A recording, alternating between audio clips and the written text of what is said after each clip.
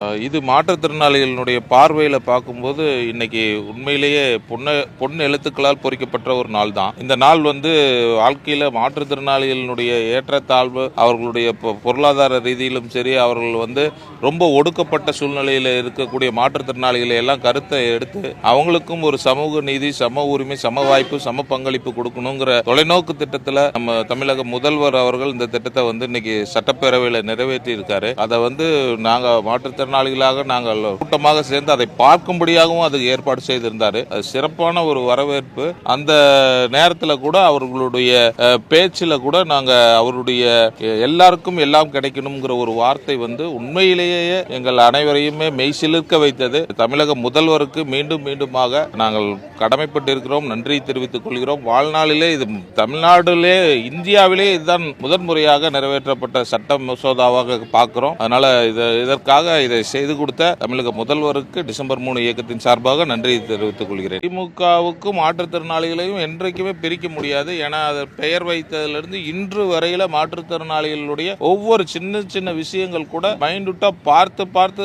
கவனிச்சு அதை செயல்படுத்தக்கூடிய அரசாங்கம் திமுக அரசாங்கம் தான். அதுல எந்தவித மாற்றமும் கிடையாது.